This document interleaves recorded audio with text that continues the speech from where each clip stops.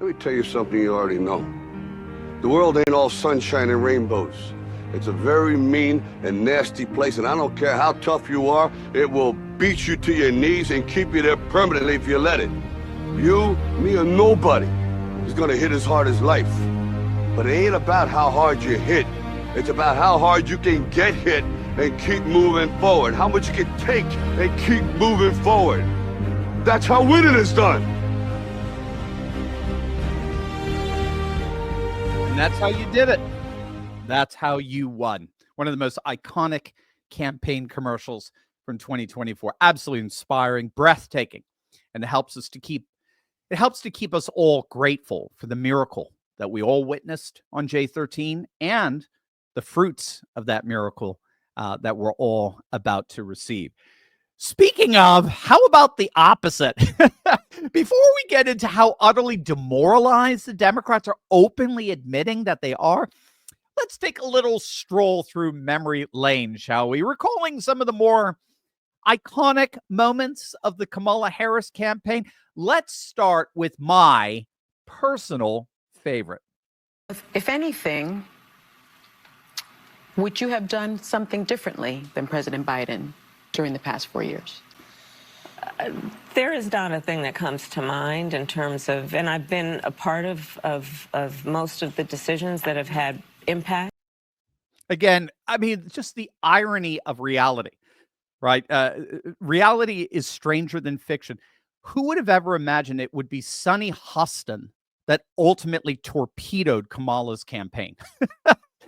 Probably the single greatest fan of Kamala, the greatest idolater of all things woke, is the very one who sunk her campaign. Talk about ironic justice. Now, the reason why that's my favorite iconic Kamala moment is actually because of the Democrat strategist James Carville. He said that was the money question, right? He said that was it. That was the central question that Kamala had to cogently answer in order to even remotely be viable in this campaign, period. Right? How are you different than Joe Biden? How are you different than Joe Biden? How are you different from the last 4 years? Every single poll out there was showing that the vast majority of the nation, every poll showed that the vast majority of the nation wanted a change candidate. They want someone who's going to take the country in a different direction than the last 4 years. And when asked, how are you going to do that? How would you have done it differently over these last 4 years so that we could see how we're going in a new direction? And she couldn't answer. Nothing comes to mind. A $2 billion freaking dollar campaign could not answer the fundamental question, the money question of the campaign. How are you different than Joe Biden? I mean, it just underscores how completely clueless not just she was, but her whole team were. Here is the second most iconic moment of that disastrous campaign. Wade, and they did as he intended. Oh, you guys are at the wrong rally.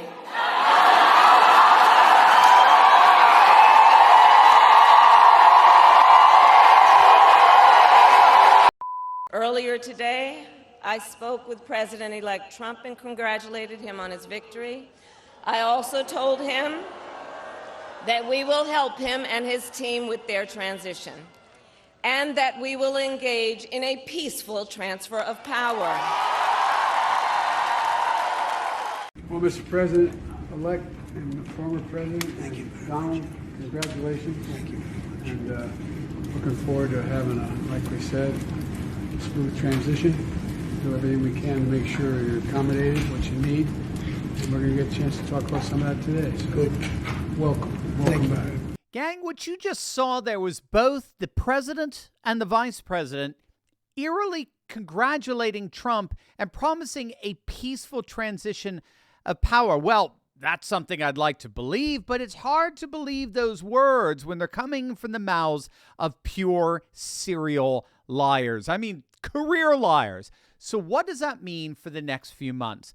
The opposite of what they're promising. So absolute chaos economically, culturally, politically. We might be in for war for all we know. So what should you do? You should at least own some gold. The markets might be up right now, but who knows what's going to happen between now and January. You need to protect yourself against the last hurrah of the worst administration America has ever had. We know it's coming. I don't know what, but something is between now and January 20th.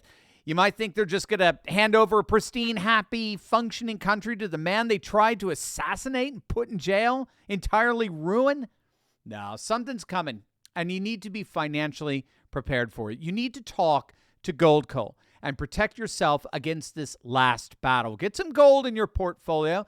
In the coming months, you'll be glad that you did. Click the link in the description below or scan the QR code and just chat with them. You'll be glad that you did.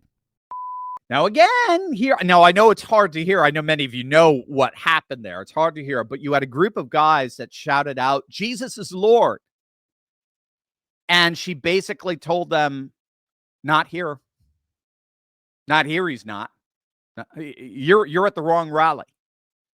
Now, we talked in a previous video about how Jimmy Carter actually created the Christian right, the religious right. If you look at the 1976 electoral map, Carter won overwhelmingly Southern Bible Belt states like Texas, Louisiana, Mississippi, Tennessee, his native Georgia, of course. He ran as the first overtly born-again evangelical Christian presidential candidate from the South. But after his inauguration, things quickly turned sour. So at one level, it was something, I mean, everybody was concerned about. You don't have to be an evangelical to be concerned about runaway inflation and stagflation and the OPEC embargo and the subsequent energy crisis. And he clearly seemed to be over his head. He had no solutions.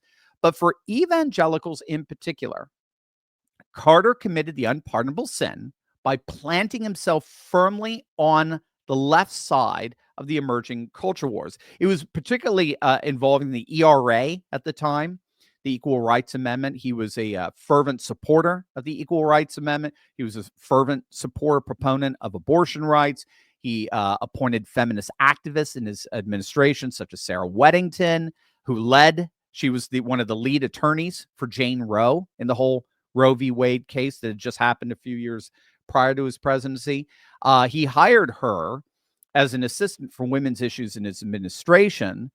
And she ended up, this Weddington lady, she ended up leading an all-out campaign to get the ERA ratified among the states. And that campaign unleashed a silent giant of evangelical activism led by the one and only Phyllis Schlafly, right of the Eagle Forum. And Schlafly successfully torpedoed the ERA by organizing a mass evangelical resistance against it.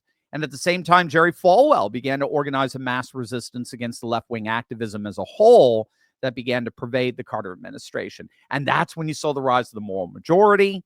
And again, at the exact same time, conservative evangelicals successfully took over the Southern Baptist Convention that Carter was a member of. And all of these forces coalesced around the rising Republican presidential nominee, the one and only Ronald Reagan. And so what we saw between 1976 and 1980 was an astonishing political realignment, very similar to what we've seen since 2020 to 2024, that formed what we today call the Christian right or the religious right. Carter's support plummeted among evangelicals. After winning a sound majority in 76, he barely garnered 30% of them in 1980. All the Southern and Bible Belt states flipped to Reagan, and they have never looked back. And they've been firmly aligned with the Republicans, the religious right, that is, now for over 4 decades. And all Kamala did in that moment was further alienate those very voters that keep delivering one victory after another to Republicans. It was absolutely crazy, not to mention slightly blasphemous, but it was politically insane to alienate that massive voting bloc that keeps giving Republicans victory after victory. All right, here's the third and final most iconic moment of the Kamala disaster. Exhausted of Brett. More than 70% of people tell the country is on the wrong track. They say the country is on the wrong track. If it's on the wrong track, That track follows 3.5 years of you being vice president and President Biden being president. That is what they're saying, 79% of them. Why are they saying that? If you're turning the page, you've been in office for 3.5 years. And Donald Trump has been running for office. But you've been the person holding the office. Come on. Madam You Vice and I President. both know what I'm talking about. You and I both know what I'm talking about. I actually don't. What are you talking about? What I'm talking about is that over the last decade, But people you're the have lever of become. power. But listen, over the last decade, it is clear to me, and certainly the Republicans who are on stage with me. She still has that entire clip. She did not answer even the semblance of any question. You can't even imagine what question, whatever content she provided, what would, if I gave you just the content, what would the question have been if you had to figure it out? I mean, you know, 80% of the public thinks the country's on the wrong track. You know, you've been in office for the last 4 years. What do you say? Yeah, well, Donald Trump has also been running for the last, and you could just tell she's like, where am I going to go with this? That, ironically, I have to say, I think that interview, more than just, not the least of which, it put Brett Baer back into good graces with the MAGA crowd. I'm sure he'll blow it at some point, but nevertheless, it did put him back in. But beyond that interview, if you recall, the Democrats were hyping that interview up long before it happened. Kamala's going on Fox. She's taking on Trump in his own territory. She's going to mop the floor with the blah, blah, blah, blah, blah. They were hyping that interview up. That interview, I think, completely destroyed her campaign. That interview, I mean, what, any undecideds, any people on the fence watching that interview were like, what the hell is this? Those ridiculous non-answers embarrassed even the most strident, radical leftists. Even they were like, my gosh, we are shot. We should have stuck with Joe.